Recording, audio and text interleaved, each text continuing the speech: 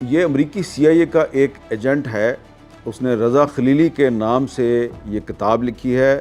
کام CIA کے لیے کرتا تھا، لیکن وہ کہاں پہ کام کر رہا تھا؟ پاسداران انقلاب، ایران کے جو پاسداران انقلاب ہیں جن کو کہ پچھلے 30-40 سال سے بڑی اہمیت حاصل ہے، تو وہ پاسداران انقلاب میں ایک اہم پوزیشن اس کے پاس تھی۔ کام وہ CIA کے لیے کرتا تھا، اور اس کتاب میں اس نے لکھا ہے کہ کس طریقے سے وہ CIA کے ساتھ اس کا رابطہ ہوا، پھر اس نے جاسوسی کرنی شروع کی، اور پھر اس نے ایران کی جو اہم معلومات ہیں وہ کیسے کیسے اسرائیلی انٹیلیجنس کو پہنچائیں، اور کیسے کیسے اس نے اپنے ہی ملک ایران کو نقصان پہنچایا۔ کتاب میں نے آپ کو اس لیے دکھائی ہے کہ یہ جو رضا خلیلی ہے، یہ ایک ایرانی نہیں ہے جو کہ اسرائیل کے لیے کام کر رہا ہے۔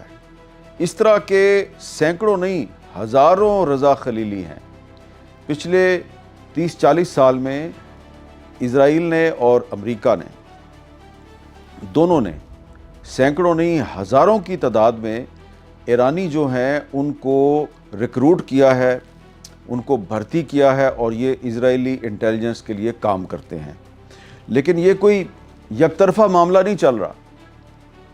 جس طرح امریکہ نے اور اسرائیل نے ہزاروں کی تعداد میں ایرانیوں کو ریکروٹ کیا ہوا ہے، اور اس کا ثبوت جو ہے وہ میں آپ کو دکھاتا ہوں۔ یہ فرانس 24 کی ایک رپورٹ ہے، اور یہ رپورٹ آپ کو بتا رہی ہے Iran arrests 700 Israeli agents but where are the weapons. تو جس طرح اسرائیل اور امریکہ نے ہزاروں کی تعداد میں ایرانیوں کو ریکروٹ کیا ہوا ہے، تو ایران جو ہے وہ اریسٹ کر رہا ہے ان کو، اور سینکڑوں کی تعداد میں ان کو اریسٹ کر رہا ہے۔ اور اسی طرح جو ایران ہے اس نے بھی اسرائیلیوں کو ریکروٹ کیا ہوا ہے، اور امریکنز کو بھی ریکروٹ کیا ہوا ہے۔ اب یہ میں آپ کو CNN کی رپورٹ دکھاتا ہوں۔ اسرائیل accuses an unprecedented number of Israelis of spying for Iran۔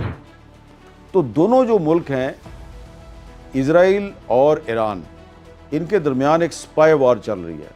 ان کی انٹیلیجنس ایجنسیز جو ہیں وہ سینکڑوں ہزاروں کی تعداد میں ان کے لوگوں کو ریکروٹ کر رہے ہیں، جاسوس بھرتی کر رہے ہیں، اور ایک دوسرے کے خلاف استعمال کر رہے ہیں۔ لیکن فرق یہ ہے کہ اسرائیل کو امریکہ کی بھی مدد حاصل ہے۔ امریکی CIA بھی وہی کام کر رہی ہے جو اسرائیل کی موساد کر رہی ہے۔